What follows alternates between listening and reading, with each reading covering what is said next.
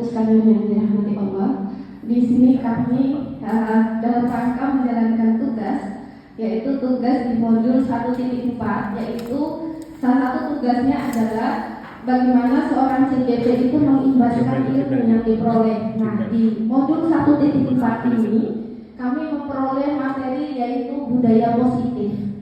Nah, ketika kita berbicara budaya positif, ya, kira-kira Bapak Ibu sekalian yang terpikir di dalam diri kita itu apa? Yang kebayang kalau kita berbicara tentang budaya positif itu apa? Husnudon, ini cocok karena beliau guru agama ya. Husnudon. Kalau guru PKN, kalau kita berbicara tentang budaya positif, apa kira-kira? Yang baik-baik. Cinta negara. Nah, kalau guru Al-Quran, kalau kita berbicara tentang budaya positif, apa yang terbesit dalam pikiran kita? Tiada hari tanpa Al-Quran, Masya Allah ya. Baik.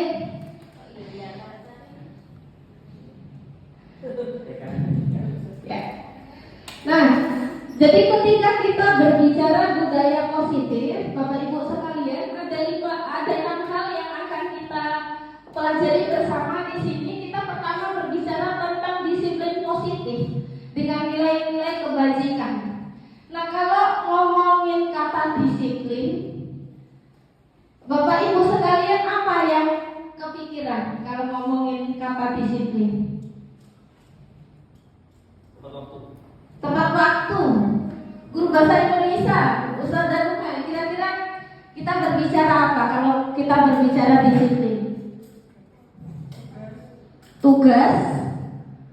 Atau ini bapak-bapak, kalau kita berbicara tentang disiplin, kita akan berpikir tentang teratur, sholat berjamaah, mengajarkan tentang kedisiplinan, terus apa ya? Komitmen, ya. Baik. Jadi ketika kita berbicara tentang disiplin positif, Bapak Ibu sekalian, kita berbicara tentang bagaimana membangun kesadaran di dalam diri kita. Kita tidak berbicara tentang aturan, kita tidak berbicara tentang anak melanggar, tetapi kita berbicara tentang bagaimana kita membangun satu kesadaran positif di dalam diri kita.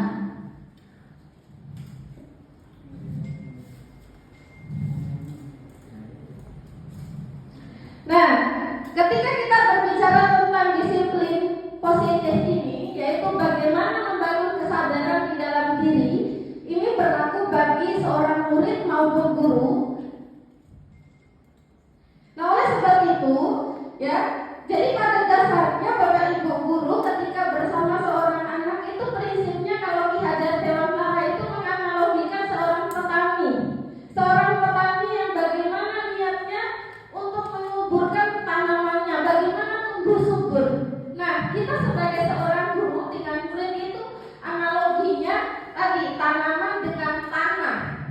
Nah, oleh sebab itu ketika kita berbicara tentang disiplin positif itu adalah bagaimana seorang anak itu tumbuh atas dasar kesadarannya secara pribadi untuk melakukan satu kebaikan. Tadi dicontohkan oleh Ustaz Amin, sholat berjamaah. Nah, untuk menumbuhkan anak itu punya kesadaran terkait dengan sholat jamaah itu butuh yang namanya disiplin positif.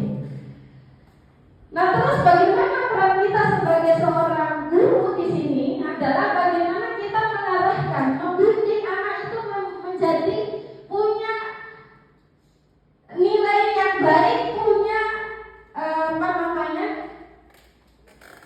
kemampuannya itu terasah dengan baik. Nah, seorang guru itu adalah untuk mengarah, membimbing agar kemudian anak itu menjadi manusia yang merdeka. Nah, di sini manusia yang merdeka itu kalau Ki Hajar Dewantara mengartikan anak itu tidak hanya terlepas dari perintah, tetapi dia juga harus mampu menguasai kecakapan sosial, kecakapan berkomunikasi. Nah, jadi disiplin positif di sini adalah agar kemudian menghasilkan satu suasana yang baik, suasana yang nyaman di dalam proses belajar. Maka satu hal yang perlu kita lakukan adalah menumbuhkan disiplin positif baik dari kita sebagai seorang guru dan siswa, yaitu membangun kesadaran agar belajar itu nanti orientasinya adalah berpusat pada siswa.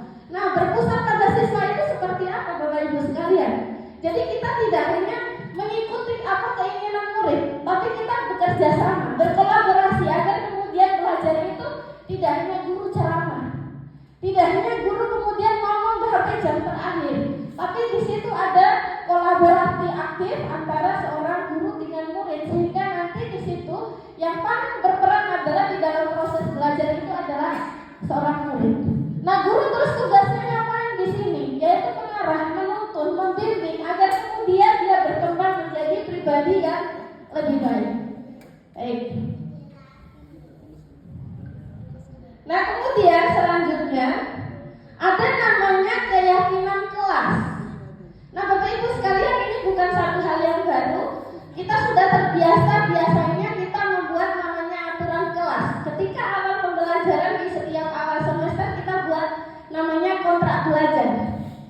Nah, di sini kita pakai namanya keyakinan kelas. Kenapa kita tidak menggunakan yang namanya aturan kelas? Apa sih bedanya keyakinan kelas dengan aturan kelas? Bapak Ibu ada yang bisa menyampaikan pendapatnya? Pak Taufik kayaknya dari tadi mikir ini. Bagaimana Pak? Kalau aturan itu sifatnya nanti menginstruksikan anak-anak, tapi kalau keyakinan kelas itu kesepakatan bersama. Sip. Nah, jawabannya benar. Nah, ini salah satu calon guru penggerak besok ya. Kita bertepuk tangan bareng-bareng ya. Nah, Bapak Ibu sekalian, ketika kita berbicara tentang aturan kelas, aturan itu cenderung instruktif, satu arah. Nah, tapi ketika kita berbicara tentang keyakinan, adalah kita melakukan satu aktivitas berdasarkan pemahaman kita, berdasarkan keyakinan kita, sehingga anak melakukan satu hal itu tidak hanya atas berpikir terhindar dari hukuman, tetapi dia melakukan sesuai atas dasar kesadaran. Kenapa dia sholat awal waktu? Bukan karena adanya GT kalau di SMP Abu Bakar, tetapi atas dasar keyakinan ini perintah dari agamanya. Sholat di awal waktu itu lebih utama. Ya, tentu nanti kalau sholat waktunya akhir-akhir nanti pembahasannya lain lagi begitu ya. Nah, jadi keyakinan kelas ini dibuat dalam rangka menghasilkan satu kesepakatan bersama antara siswa dengan guru yang sifatnya itu adalah bahasa positif. Satu contoh, kelas dalam keadaan bersih dan rapi. Siswa siap belajar dalam kondisi disiplin dan rapi, misalnya gitu ya. Nah, jadi kita tidak dilarang tidak tertib.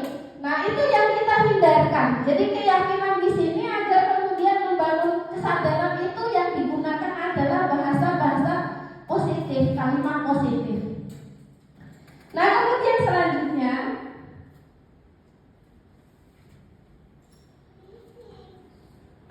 ada yang namanya kebutuhan dasar manusia. Bapak Ibu sekalian, manusia itu punya kebutuhan dasar. Nah, kebutuhan dasarnya itu apa? Pada dasarnya kebutuhan manusia itu ada dua. Satu fisiologis. Fisiologis itu adalah kita berbicara tentang kebutuhan bertahan hidup. Kalau di dalam pelajaran IPA, makhluk hidup itu ada namanya biotik, abiotik gitu ya. Lingkungan itu ada biotik dan abiotik. Nah, kemudian bagaimana manusia sebagai makhluk biotik itu bisa bertahan hidup? Salah satunya makan, minum, ya. Kalau tumbuhan dia bisa bertumbuh dengan disirami. Nah, kemudian kalau manusia selain fisiologis ada namanya kebutuhan psikologis. Nah, kebutuhan psikologis ini ternyata dari 5 kebutuhan dasar manusia, 4-nya itu adalah kebutuhan psikologis. Apa saja? Ternyata manusia pada umumnya ingin dicintai dan dikasih. Artinya kita memperlakukan seseorang itu tidak dengan keras gitu ya. Tidak hanya semata-mata karena dia tidak tertib maka setiap waktu kita bersikap tidak baik terhadapnya. Mas, kamu terlambat hari ini. Kamu terlambat, silakan keluar. Nah, itu satu contoh. Nah, jadi dia butuh yang namanya dicintai dan diberi kasih sayang oleh seorang guru. Ini kalau murid mungkin tidak tertib. Nah, kemudian ini juga bagian dari kebutuhan psikologis, namanya kebutuhan kesenangan. Seorang anak, apalagi kalau usia SMP, pastinya banyak yang hobinya bermain. Ketika Bapak Ibu sekalian mengajar, kita masih menjumpai murid lebih senang jalan gitu ya, atau bisa jadi dia tidak bisa bertahan duduk lama, ingin bermain. Nah, itu bagian dari dia memenuhi kebutuhannya. Kemudian ada namanya kebutuhan penguasaan. Nah, pada dasarnya siswa itu tidak semuanya prestasinya akademik, tapi ada yang prestasinya non akademik. Nah, bagi anak-anak yang secara prestasi ini susah dicari, salah satunya adalah bagaimana mereka ingin memenuhi kebutuhan penguasaannya. Maaf, salah satu aktivitasnya adalah melakukan satu tindakan yang kurang tepat. Ya. Nah, itu sebenarnya untuk memenuhi kebutuhan ini. Nah, kemudian selanjutnya ada namanya kebutuhan kebebasan. Kalau misalnya kita seorang guru ngajarnya, maaf, mungkin monoton begitu ya, metodenya begitu terus dari hari ke hari tanpa ada perubahan, maka kemudian seorang anak itu butuh kebebasan. Kok ngajar di kelas terus, Bapak Ibu? Kita belajar di luar, Bapak Ibu, gitu ya, Bapak Ibu guru. Nah, ini bagian dari memenuhi kebutuhan kebebasan, tapi ini bagian dari kebutuhan psikologis seorang manusia. Jadi 5 dasar kebutuhan manusia ini dibagi 2, Bapak Ibu sekalian. Kebutuhan fisiologis hanya satu di sini, yaitu bertahan hidup, bisa berkembang, bisa diterima oleh lingkungannya dengan baik. Nah, yang selanjutnya adalah kebutuhan psikologis yang ada 4 di sini.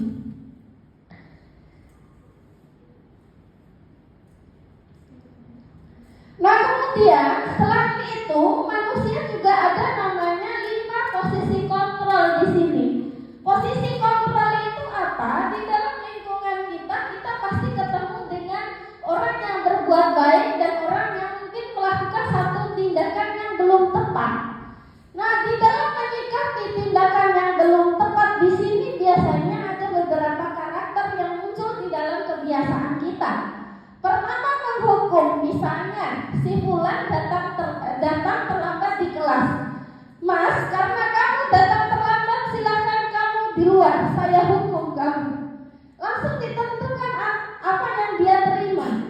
Padahal tadi di awal kita ada namanya satu keyakinan kelas, artinya kesepakatan bersama. Nah, bagaimana seorang guru di sini menghadapi satu masalah? Apakah dia akan memberikan langsung hukuman di situ, atau justru seorang guru di situ bersikap untuk membuat anak itu merasa bersalah dengan apa yang dilakukan? Contoh, Mas, kamu terlambat hari ini. Kamu tidak kasihan dengan ibu yang biasanya kalau nanti muridnya terlambat terus biasanya ditegur oleh kepala sekolah. Nah, di situ kita mau membangun anak itu bahwa apa yang dilakukan itu adalah satu kesalahan. Nah, tapi di sini belum maksimal, masih ada ikhtiar yang harus dilakukan oleh seorang guru. Nah, ada namanya posisi teman. Kita menjadikan murid itu sebagai teman kita. Mbak, ini kurang tepat, besok kita perbaiki ya. Kita jadi partnernya. Ya, kemudian yang keempat, sebagai pemantau. Pemantau itu kita sudah ada namanya aturan. Mas, dari apa yang kamu lakukan ini tindakannya kurang tepat. Ada konsekuensi dari apa yang tadi dilakukan. Nah, itu namanya posisi pemantau. Kita menggunakan keterlambatan atau kesalahan siswa itu dengan memantaunya dengan satu kesepakatan. Nah, yang terakhir ini posisi paling bagus, namanya posisi manajer. Dia tidak menghukum seseorang, tetapi membangun kesadaran atas dasar kesalahan tadi menjadi satu hal harus diperbaiki ke depannya. Artinya bahasanya itu kesalahan yang dilakukan itu sebagai motivasi untuk diperbaiki ke depannya. Nah, ini posisi paling tepat, namun Bapak Ibu sekalian,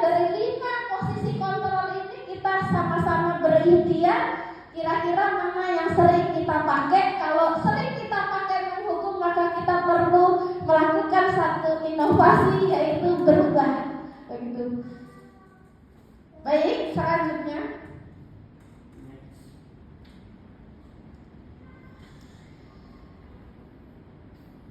Nah, di dalam mengkontrol manusia, kita ada beberapa teori.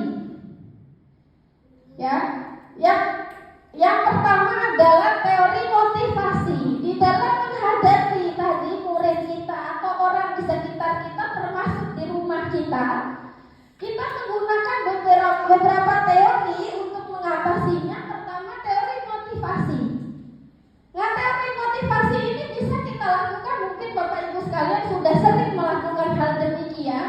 Tapi teori motivasi ini bagi orang yang belum punya kesadaran secara pribadi itu belum bisa berubah. Karena yang namanya satu perubahan itu bukan dari orang luar, tapi yang paling mendasar adalah dari dalam diri kita masing-masing. Nah, kemudian ada namanya teori hukuman.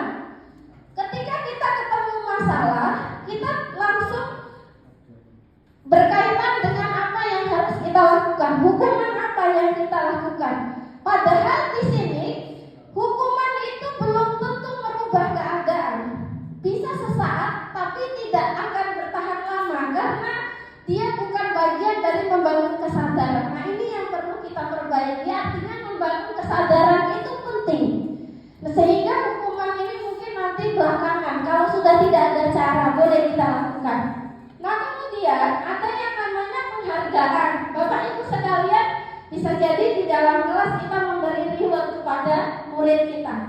Nanti siapa yang dapat nilai 100, nanti Bapak atau Ibu guru kasih hadiah. Itu bisa memotivasi, tetapi jangkanya tidak lama, jangkanya pendek. Kalau kita mau membangun jangka panjang untuk memotivasi murid, yaitu dengan cara restitusi namanya. Nah, restitusi ini apa? Bagaimana kita mau mencari solusi dari masalah anak tersebut, tetapi tidak serta-merta menggunakan hukuman. Nah, restitusi itu ada aturan yang perlu kita lakukan. Nah, Bapak Ibu sekalian, ada namanya segitiga restitusi. Nah, apa itu? Salah satu cara untuk memperbaiki keadaan, untuk menjadikan kesalahan itu sebagai bahan untuk mengevaluasi diri. Kita belajar dari kesalahan masa lalu, misalnya gitu ya. Nah, bagaimana dasarnya? Dasarnya dalam melakukan yang namanya restitusi ini, pertama menstabilkan identitas. Misalnya, contoh, ketika sepatunya Pak Taufik diambil oleh Pak Teddy misalnya, oleh gurunya misalnya, gitu ya.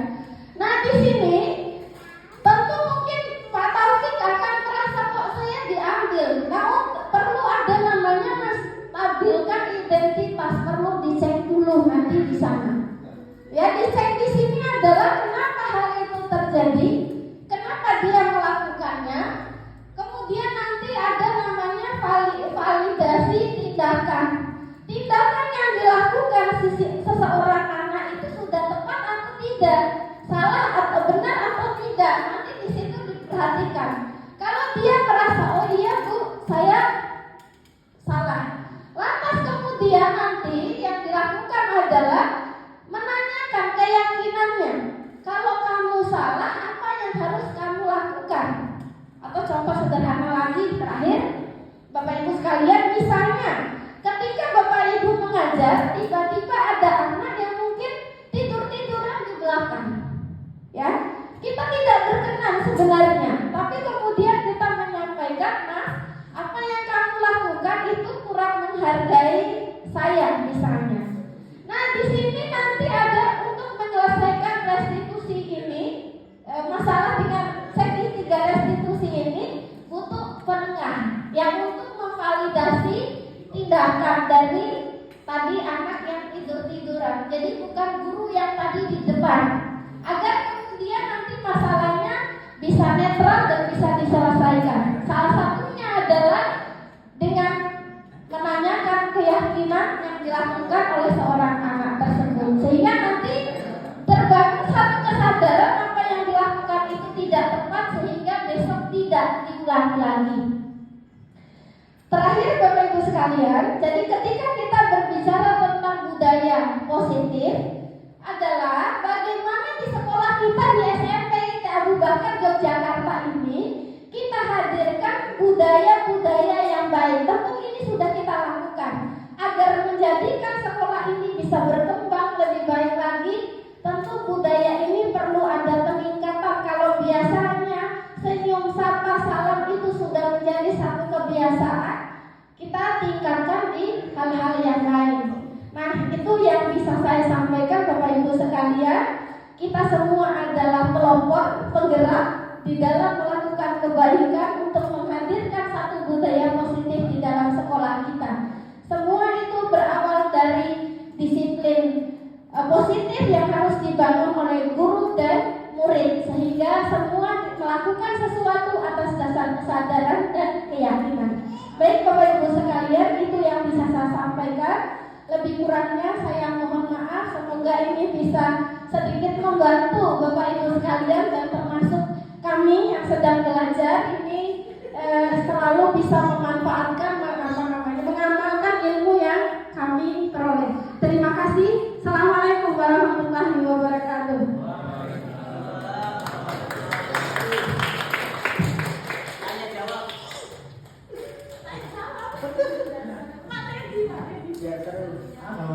Assalamualaikum Mas Danis. Maaf, sekarang sudah jam berapa? Waalaikumsalam Bos. Sekarang sudah jam 7.20. Maaf saya terlambat karena saya lupa menghidupkan alarm. Baik, saya terima alasanmu. Tapi selain kamu terlambat hari ini, kamu juga tidak menggunakan seragam dengan rapi. Bajunya masih dikeluarkan. Iya, Bos. Nah, Mas Danis, menurutmu apa yang kamu lakukan hari ini, apakah tidak sesuai dengan keyakinan kelas yang kita bangun? Keyakinan kelas apa yang kira-kira tidak kamu laksanakan? Keyakinan kelas kedisiplinan, Bos. Apakah kedisiplinan itu penting untuk kita laksanakan? Untuk membangun sikap disiplin di diri kita, Bos. Nah, baik. Karena masalah keterlambatan dan keyakinan kelas terkait dengan siswa yang rapi, apakah kamu mau memperbaikinya ke depan? Saya bersedia, Bos. Apa yang akan kamu lakukan agar kamu tidak terlambat lagi dan bisa rapi ketika berangkat ke sekolah? Saya bangun lebih awal dan bersiap-siap lebih awal juga. Baik, Mas Danis, siapa yang akan dapat membantu kamu agar kamu bisa tidak datang terlambat dan pakaianmu bisa rapi menuju ke sekolah? Orang tua, Bos. Orang tua. Baik, Mas Danis, tapi jangan lupa ya menyalakan alarm agar bisa berangkat ke sekolah bisa lebih awal dan kondisinya lebih rapi. Nah, Mas Danis, Ustazah Rina menerima alasanmu. Tapi ke depan semoga bisa lebih baik lagi sehingga direncanakan dengan sebaik mungkin. Kapan bangunnya, kapan menyiapkannya sehingga berangkat ke sekolah bisa lebih awal dan dalam kondisi lebih rapi. Apakah siap untuk memperbaiki ke depan? Insya Allah siap, Bos. Oh ya, baik. Terima kasih Mas Danis untuk hari ini. Semoga lebih baik. Assalamualaikum warahmatullahi wabarakatuh. Assalamualaikum warahmatullahi wabarakatuh. Perkenalkan, nama saya Danis dari kelas 7A. Terima kasih Ustazah telah mengajak saya berdiskusi untuk mencari solusi atas kesalahan saya, yaitu terlambat ke sekolah dan tidak disiplin dalam menggunakan seragam. Ke depan saya akan memperbaiki lebih baik dan tidak akan mengulanginya lagi. Assalamualaikum warahmatullahi wabarakatuh. Assalamualaikum, selamat sore Pak Faras. Waalaikumsalam, selamat sore Kada. Baik, Pak Faras, Ustazah mendengar kalau kamu sedang marah terhadap temanmu karena ditentang suatu hari. Apakah benar itu terjadi sama Mbak Faras? Ya, saya sangat marah, bahkan saya menyimpan dendam kepada mereka. Mbak Faras, apakah kamu masih ingat keyakinan kelas yang kita bangun? Apakah tindakan yang Mbak Faras ini sesuai dengan keyakinan kelas yang kita bangun? Tidak sesuai. Harusnya kita melaksanakan keyakinan kelas, yaitu saling memaafkan satu sama lain, tapi saya malah melakukan perbuatan yang melenceng dari keyakinan kelas, yaitu dendam. Apa yang akan kamu lakukan ke depannya untuk memperbaiki kesalahan ini? Yang pertama, saya menyadari kalau dendam itu perbuatan yang tidak baik. Yang kedua, saya akan memaafkan kesalahan orang lain. Yang ketiga, saya akan belajar untuk menerapkan keyakinan kelas, yaitu saling memaafkan satu sama lain. Baik, Mbak Faras, apa yang kamu ingin lakukan itu sudah sangat baik. Semoga kedepannya kamu bisa mengikhlaskan teman-temanmu sehingga kita mudah untuk saling memaafkan. Demikian Mbak Faras. Assalamualaikum warahmatullahi wabarakatuh. Waalaikumsalam warahmatullahi wabarakatuh. Assalamualaikum warahmatullahi wabarakatuh. Saya Aisyah Faras Parahita dari kelas 9E. Terima kasih Sadarina telah mengajak saya berdiskusi. Setelah berdiskusi dengan Sadarina, saya menemukan solusi dari permasalahan saya, dan kedepannya saya akan berusaha menerapkan keyakinan kelas, yaitu saling memaafkan satu sama lain. Terima kasih. Wassalamualaikum warahmatullahi wabarakatuh. Warahmatullahi wabarakatuh. Baik, bagaimana kabarnya siang hari ini? Alhamdulillah ya. Kita awali dulu pembelajaran kita dengan berdoa. Sikap berdoa, silakan urusan yang lain selesai ya. Berdoa mulai. A'udzu billahi minasyaitonir rajim. Bismillahirrahmanirrahim. Alhamdulillahi rabbil alamin.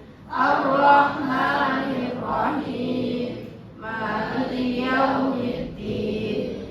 Iyyaka na'budu wa iyyaka nasta'in. Ihdinas siratal mustaqim.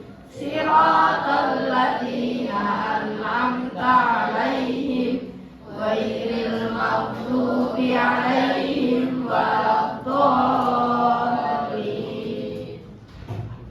Rabbi ishrah li sadri wa yassir li amri wahlul 'uqdatam min lisani yafqahu qawli. Rabbi zidni ilma warzuqni fahma. Amin ya rabbal alamin. Baik, hari ini kelas 7 ada yang tidak hadir? Oh, Kenzi sakit ya, matanya kayak ada darahnya gitu ya. Baik, kita doakan Mas Kenzi segera diberi kesembuhan ya. Baik, anak-anak sekalian, hari ini kita akan membuat apa? Membuat peraturan kelas. Ada yang tahu apa itu peraturan kelas? Coba yang tahu, Mas Rehan tadi apa? Oh, tadi siapa yang bilang tahu? Mas Evan. Enggak Peraturan kelas itu apa? Iya, benar, Mas Rizky benar. Hal yang hal yang harus dipatuhi dalam kelas. Nah, tapi pada siang hari ini Ustazah akan merubah. Kita tidak menggunakan namanya peraturan kelas, tapi kita akan membuat namanya keyakinan kelas. Ada yang tahu keyakinan dengan peraturan itu bedanya apa? Ada yang bisa menjelaskan? Kalau peraturan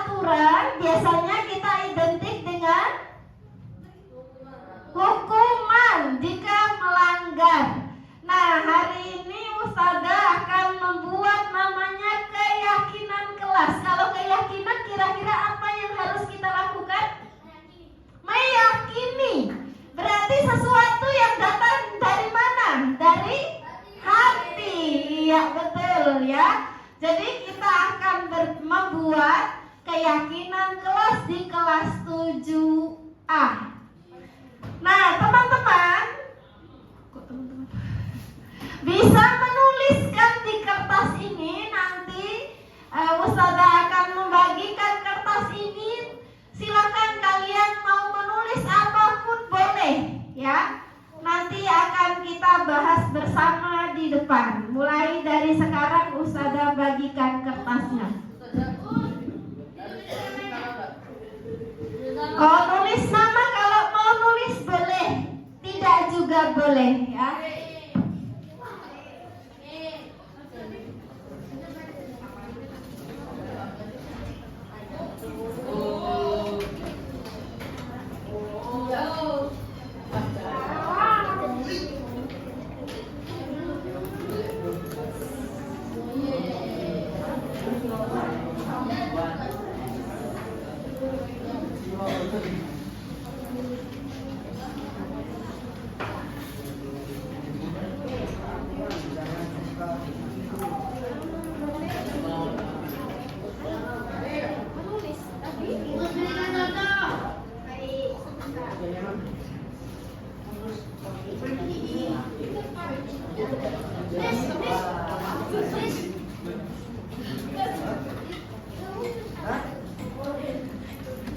Nah, contohnya ada yang mau memulai membuat keyakinan kelas?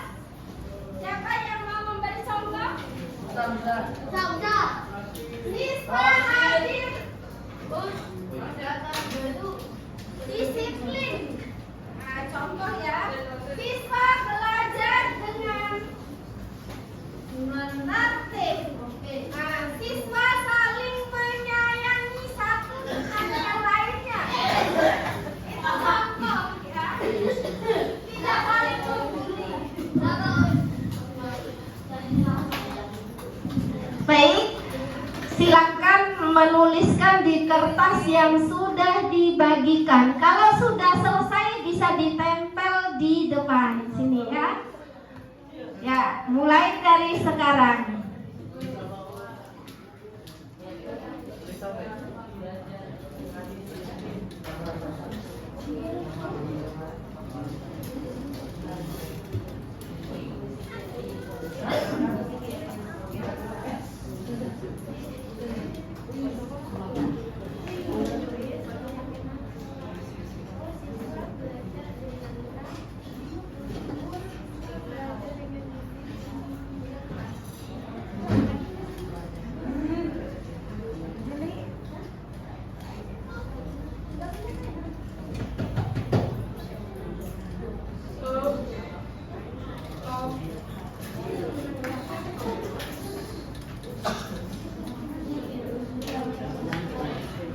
Ya boleh, dua boleh ya.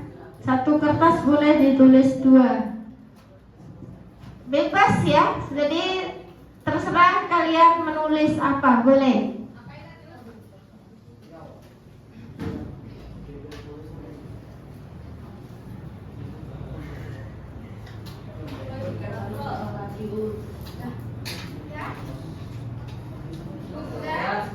Ini kalau berbeda itu kelihatan.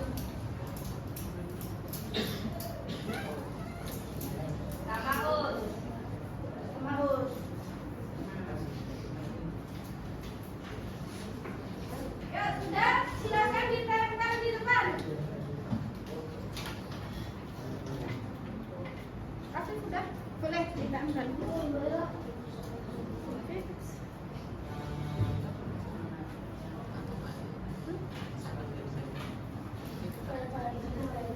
Baik, yang sudah bisa dimulai ditempel.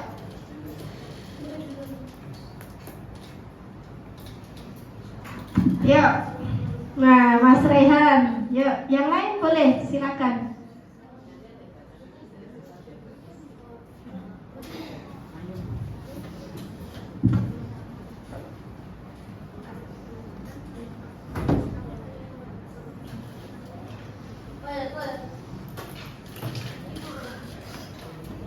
Ayo yang lain boleh.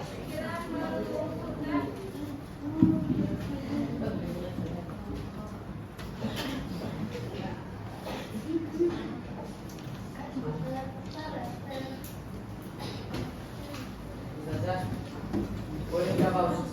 Boleh 2. Kalau bisa go, Boleh.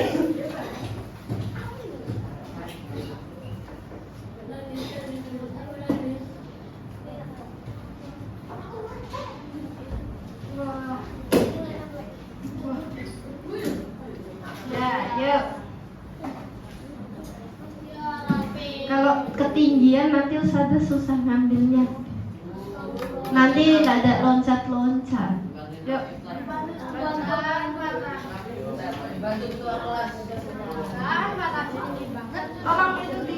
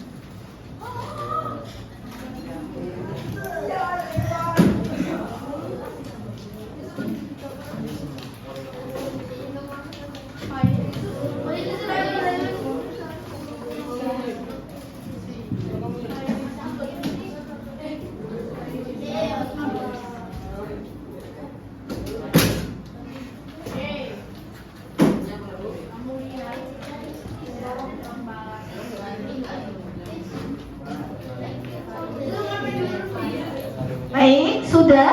Sudah semua? Belum? Yuk.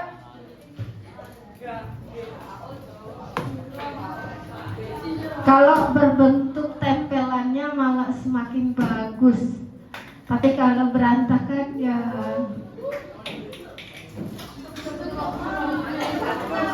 Baik, bentuk A juga boleh. Nah, ini tidak terbentuk. Yuk. Yang belum bisa segera.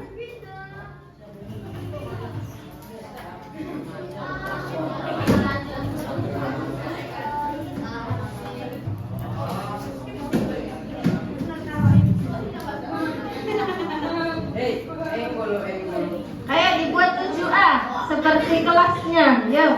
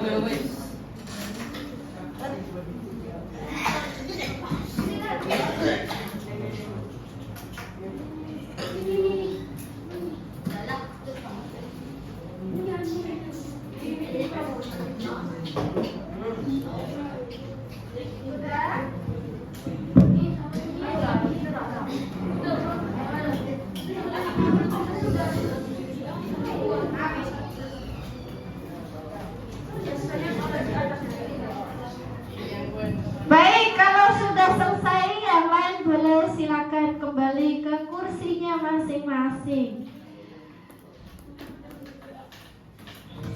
Ditaruh dulu aja, nanti Ustazah atur. Ya.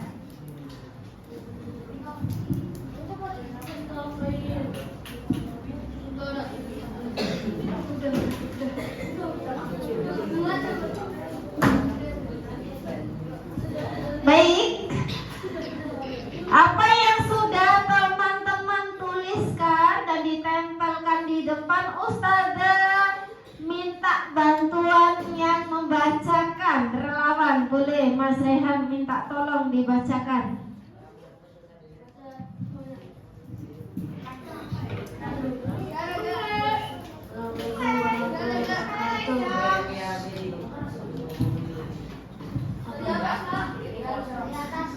Siswa mendengarkan dengan baik. Siswa menggunakan seragam dengan tertib. Siswa dilarang membuang sampah di kelas. Siswa tidak boleh tidur saat jam pelajaran sudah dimulai. Siswa yang bertugas untuk piket harus melaksanakan dengan sungguh-sungguh. Siswa dibolehkan bermain asalkan saat pelajaran memperhatikan. Tidak boleh memprovokasi teman dan harus menghargai. Tidak pelit untuk membagi ilmu. Siswa piket dengan benar dan sungguh-sungguh. Tidak ada pembulian, saling menghormati, adil, tolong-menolong. Siswa wajib mencintai satu sama lain. Tidak saling mengejek dengan sesama teman. Jangan bermuka dua, baik di depan, menjahati di belakang. Tidak bolos ketika pelajaran, hormati guru, tidak tidur di kelas, mendengarkan ketika teman atau guru sedang menjelaskan, tidak memotong pembicaraan guru dan teman. Siswa belajar dengan disiplin. Siswa tidak pernah membuli siswa sangat rajin beribadah. Siswa tidak ada yang ngejek. Siswa tidak boleh membuang sampah di kelas atau menaruh sampah di laci meja. Belajar dengan sungguh-sungguh. Disiplin, datang ke kelas tepat waktu. Tidak tidur di kelas. Tidak makan kecuali diizinkan. Terima kasih Mas Rehan sudah membacakan. Ya, walaupun ini belum semuanya, tadi sudah Ustazah lihat. Nah, teman-teman sekalian, apa yang sudah kalian tulis dan ditempelkan di depan ini masih berbentuk kalimat negatif. Nah, keyakinan kelas ini akan kita rubah menjadi kalimat positif. Kalimat negatif itu contohnya di sini masih tertulis, siswa tidak boleh mengejek temannya. Ya, nah itu kalimat negatif. Nah, keyakinan kelas yang sudah dibuat akan kita buat dalam bentuk kalimat positif. Tahu kalimat positif? Iya. Kenapa kalimat positif yang dipakai seperti tadi ya? Karena ini adalah keyakinan kelas, sehingga kita benar-benar meyakini dalam hati kita untuk kita terapkan dalam keseharian kita ketika proses belajar dan mengajar. Baik, kita cermati. Ustazah minta tolong relawan 2 orang ya, bantu nempelin di depan. Nah, baik, di sini ada siswa menggunakan seragam dengan tertib. Siswa dilarang membuang sampah di kelas. Itu secara umum namanya siswa diminta untuk melakukan sikap apa? Sikap disiplin ya. Sepakat dengan disiplin? Tidak sepakat? Sepakat.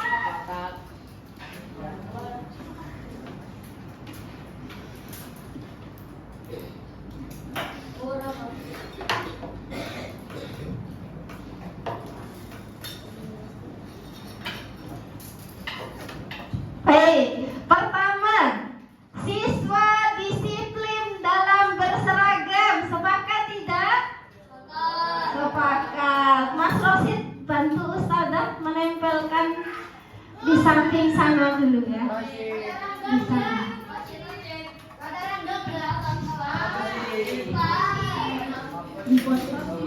Nah, yang di situ, di situ. Baik. Siswa tidak boleh membuang sampah di kelas atau menaruh sampah di laci meja. Siswa, sepakat kalau kelas kita dalam keadaan bersih dan rapi? Ada yang tidak sepakat kalau kelasnya bersih dan rapi? Hanya orang yang gila yang tidak suka dengan kebersihan. kebersihan ya.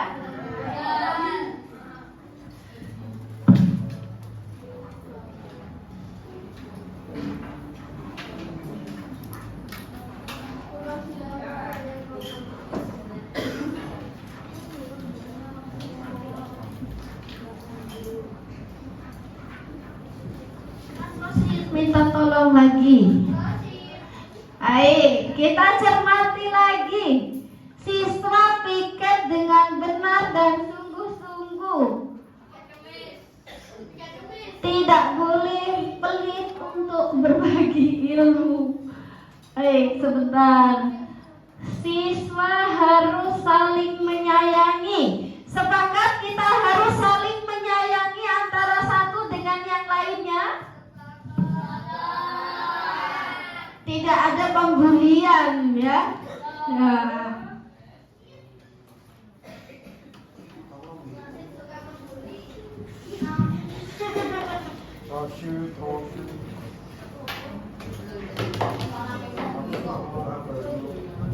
Siswa saling menyayangi. Ini lagi Mas Rosid. Nanti kita bentuk kelas 7A. Baik, selanjutnya. Siswa belajar dengan disiplin. Siswa tidak pernah membuli. Siswa sangat rajin beribadah. Siswa tidak ngeyel. Baik, terus apa lagi nih sebentar ya. Disiplin datang ke kelas tepat waktu, belajar dengan sungguh-sungguh. Baik, kalau kita membuat keyakinan belajar dengan sungguh-sungguh, siapa yang tidak sepakat? Belajar dengan sungguh-sungguh, enggak sambil bobo.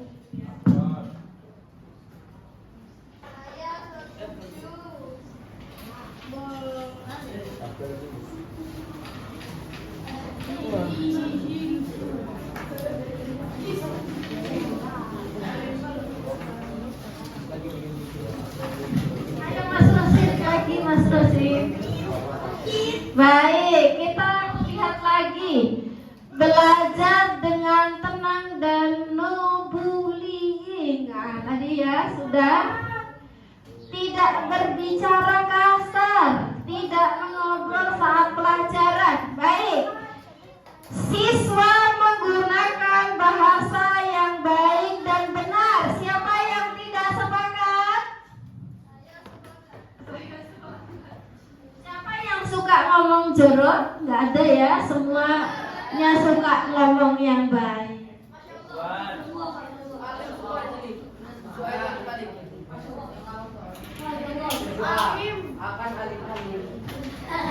Tujuh alim. Kalau alim-alim juga alim. Tujuh alim. Tiga alim.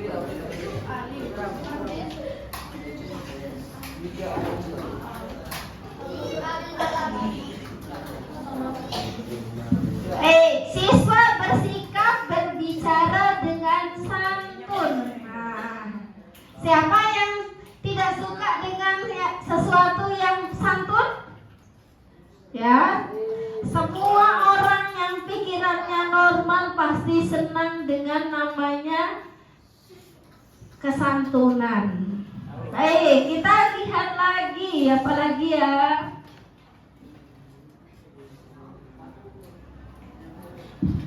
Memperhatikan guru dengan baik, tidak mengobrol saat pelajaran. Perbanyak P5. Wah, ini suka P5, P3, P4 ya. P8 harus kayaknya terus.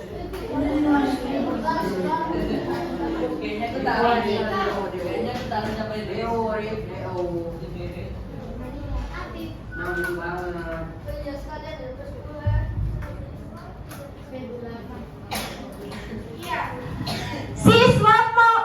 Siswa makan sesuai jadwal dan menggunakan adab yang baik. Siapa yang tidak sepakat?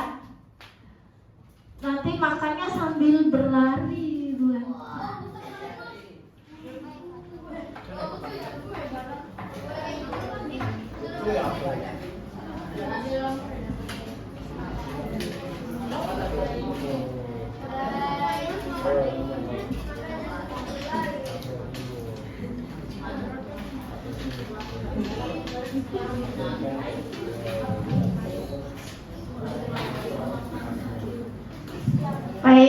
syusit lagi.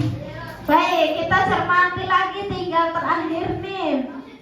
Siswa piket dengan benar dan sungguh-sungguh. Wah, piket nih, siswa dilarang membuang sampah di kelas.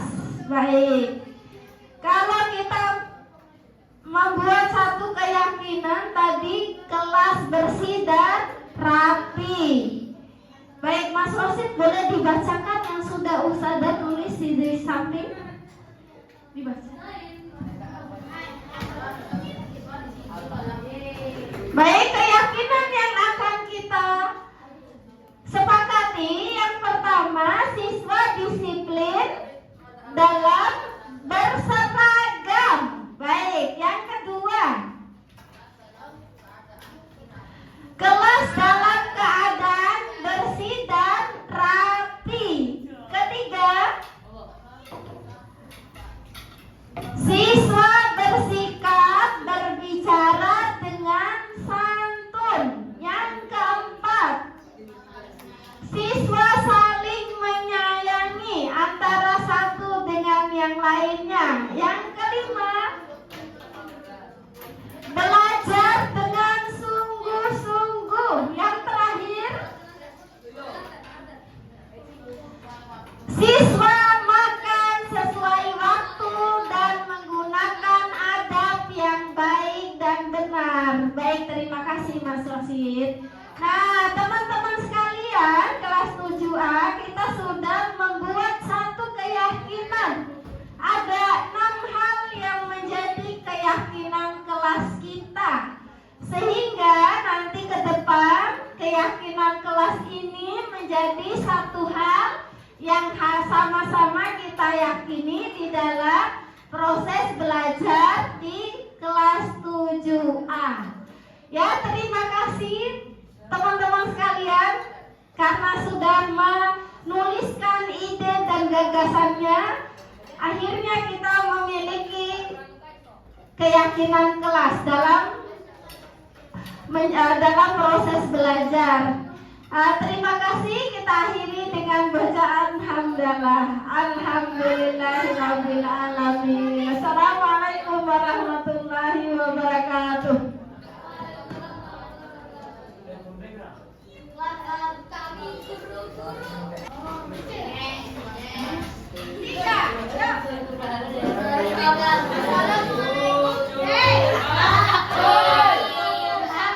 Assalamualaikum warahmatullahi wabarakatuh. Saya Rifki Alamsyah kelas 7A akan menyampaikan pendapat saya tentang pembuatan keyakinan kelas yang dilakukan oleh Ustazah Subrina di kelas 7A. Menurut pendapat saya, hal itu sangat bagus dan dapat dilakukan di semua kelas di sekolah ini. Dengan membuat keyakinan kelas, kita dapat melakukan sesuatu berdasarkan keyakinan dan bersumber dari hati. Terima kasih kepada Ustazah Rina yang telah membantu kelas 7A membuat keyakinan kelas. Demikian dari saya. Wassalamualaikum warahmatullahi wabarakatuh. Assalamualaikum warahmatullahi wabarakatuh. Saya Arasyid Tata Ismail dari kelas 7A akan menyampaikan pendapat tentang keyakinan kelas yang dibuat oleh Ustazah Subrina.